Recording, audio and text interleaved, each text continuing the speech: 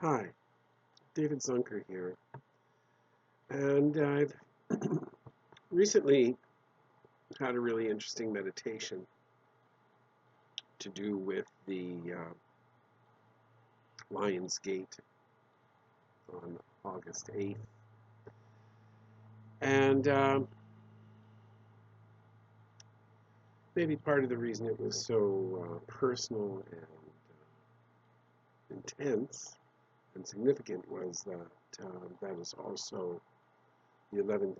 It was also the 11th anniversary of my mother's passing at 90 years of age, 11 years ago. And it brought to mind um, where type of meditation which I did was a creative visualization meditation. Now, a lot of people, many of you, and of course all the path workings on this channel that I've provided for you as lessons in hermetics and Kabbalah and ceremonial magic are mostly creative visualization meditations. If you have the ability to do these, it is helpful. But I want to talk to you today about a method to work with creative visualization meditations. And I started learning about, I've been kind of into magic all of my life, adult life anyway, and started meditating at 15 years old. When I read about the Beatles hanging out with the Maharishi in the Time magazine, I thought, well, I got to try that. And I did, and succeeded in stopping my thinking and launching, having an inner vision of being traveling across the galaxies into a vortex of stars, which I perceived as souls going through a birth, a kind of collection and rebirth process. But what this brings me to is my own path. I had learned about creative visualization meditation in probably the late 70s, and through a community event in Salmon Arm. And even prior to that, I had experienced this type of being having vivid dream while you're awake during past life regressions conducted by a regressionist, which is a form of hypnotism, certainly. And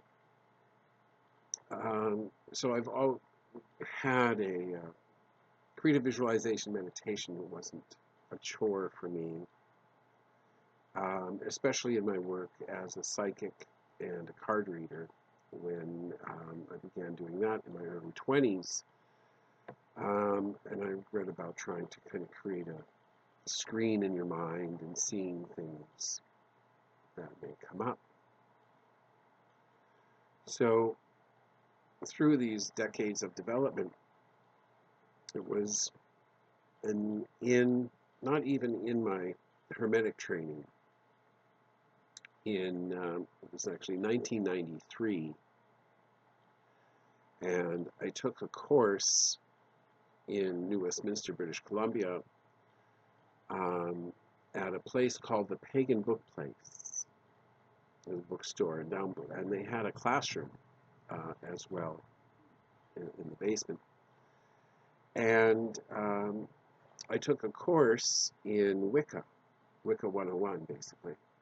And Don Parker, who later became Leah and has since passed, but conducted the course, and he was a Wiccan initiate. And the result of the course was a membership in an initiation into Wicca and into Lady of the Wild Coven, which I didn't really stick with. It was more a training situation, and after that, did get involved in a group. And of course, there was a huge group in the Lower Mainland around Vancouver, British Columbia, called the Fringe, which encouraged community rituals and diverse peoples, Dianics and Hermeticists and heathens and etc. We're all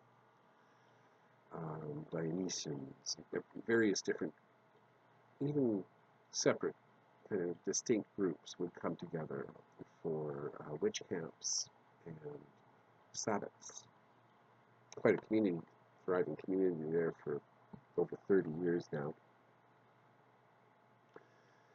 And but in this course and in the teachings of Don Parker, there was a important element that has really brought a lot of my spiritual work kind of together. And I will attempt to describe this to you so that you could give it a go. Now, it is a form of meditation, and so we were encouraged to sit straight up in a chair. Others may have chosen to do a lotus position or something that they were used to, or even lie on the ground if you have sort of a sore back or issues. And it was about, as Don put it, getting each of us, each participant, to find their own personal, quote-unquote, strawberry fields, as a reference to John Lennon's tune with the Beatles, Strawberry Fields Forever. And the idea here is that we would find / create a personal place there where we could return, and kind of that we would establish and be able to return to as we wished in a meditation.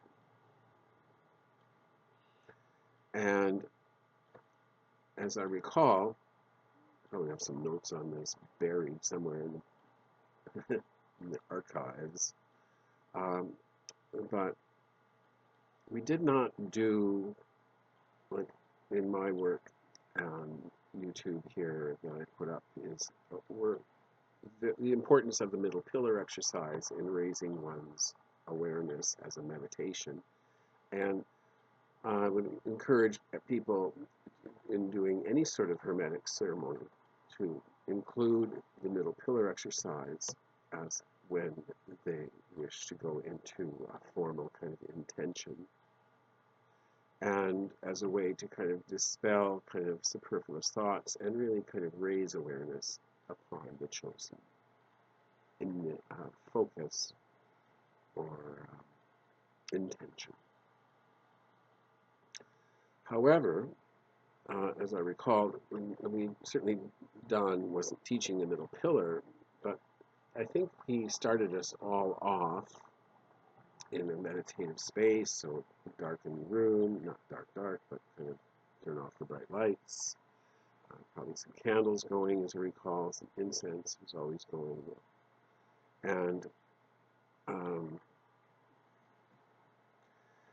I believe he started us off with sort of a simple kind of witchy grounding exercise.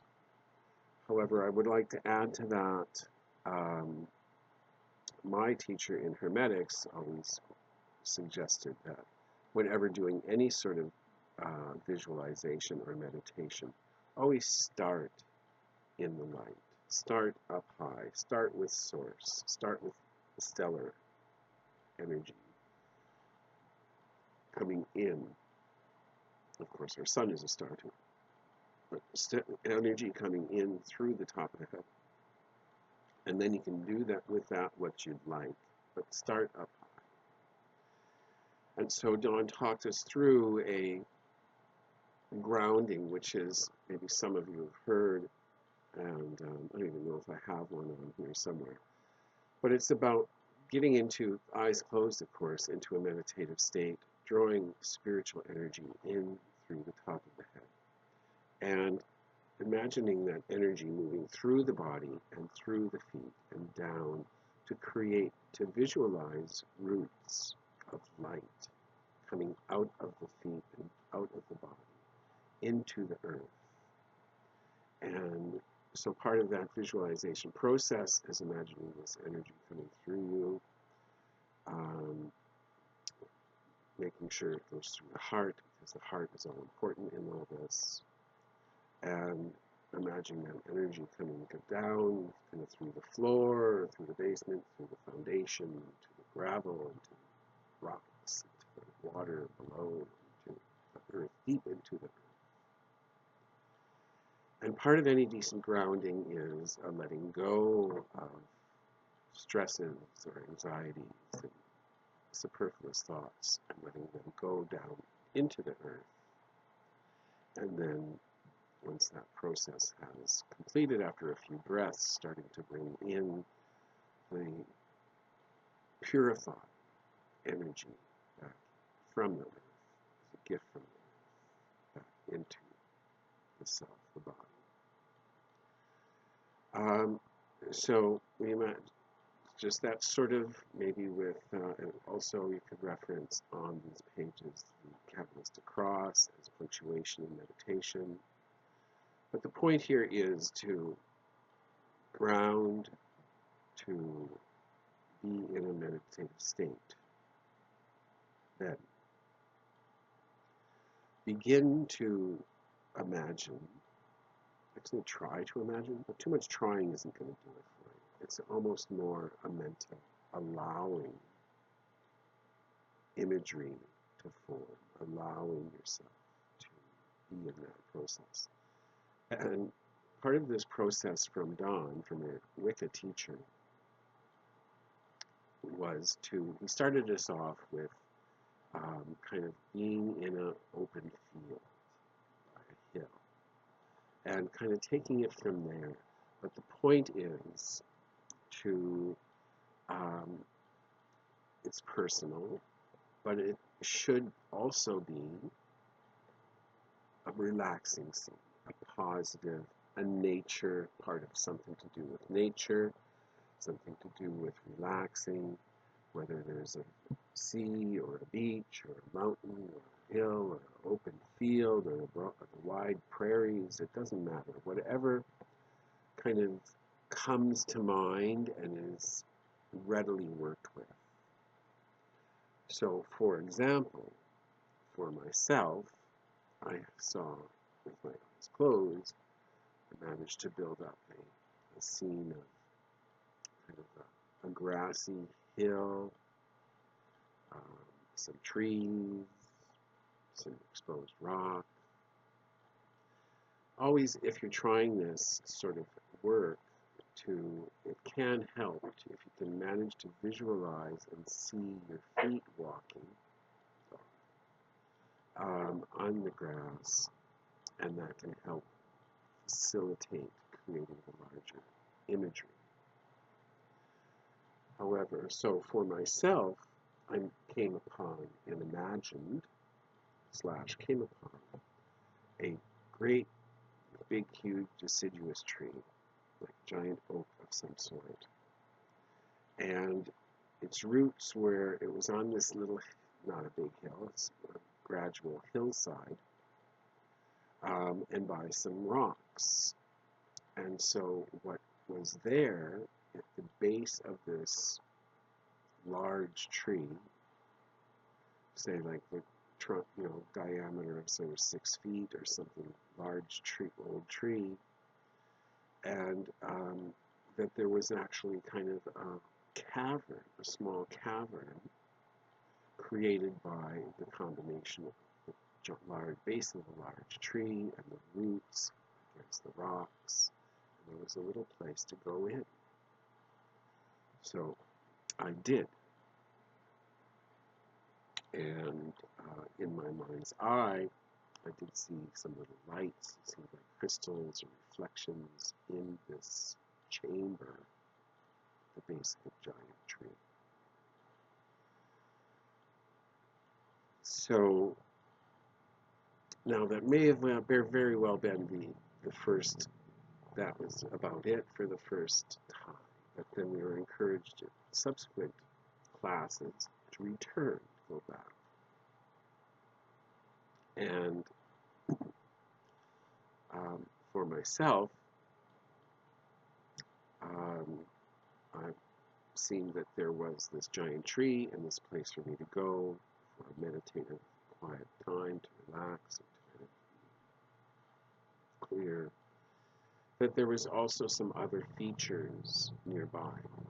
Another part of the course, which I may talk about again in the future, was a sort of Greco-Roman building which we could enter. Everybody entered their own kind of hall of doorways. Mine was a sort of Greco-Roman kind of building with pillars inside and out, but kind of a number of doors, which were sort of russet. And we were shown to be able to try to do this, and the idea is these different doors, you could go into them to experience or investigate past lives. Cool. So that building was there. Further on, big tree by the hill, rock, and this chamber. So what happened though in the subsequent meditation is I went into this little cavern in the tree roots and sat, and another door inside the tree chamber opened up.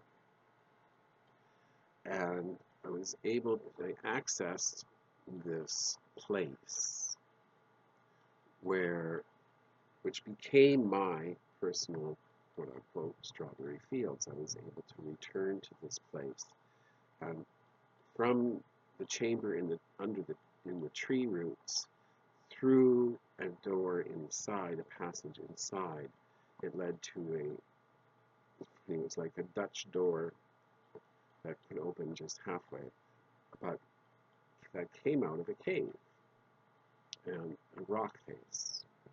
And it was quite near, it was like an alpine lake, a lake surrounded by some rock on one side and trees and stream coming out and in, and beautiful place in the woods at this alpine sort of lake with forest around. And it was twilight, which is something that after subsequent visits, it seemed like it was always twilight there. Now, when I was taking the course, I would go there for just kind of peace, meditative moments, but also it seemed to be a place where I could meet animal guides, and that eventually developed into so much more. And so I would go there, I would meet some animal guides, different forms of creatures that have different protective or giving properties, positive for sure. And so much happened there over the years because I would return there. And so that's where I kind of want to leave this. I want to suggest that to people that they may want to try this sort of visualizations to find their own kind of sacred space, their own strawberry fields. And it was after repeated use that this whole scene that I would access at this lake, which was consistent, began to expand. There were trails, there were different places, different kind of this patio where I met another guide, this other area where I met ancestors and the Fae. There was another path that led up the hill where the elves lived, and beyond there were dragons and the goddess, etc., etc. So this whole kind of place expanded with my own personal development to the point where other esoteric interests, other sort of esoteric information, all seemed to kind of, that had at one point, different points in my life seemed to be diverse and leading me in different directions, all kind of came back together and intertwined there into a chord of being, a chord of awareness that this is a place for me. And thank you. So give it a try, and let me know what you think. I can maybe help you get over some blocks or kind of get this going for yourself.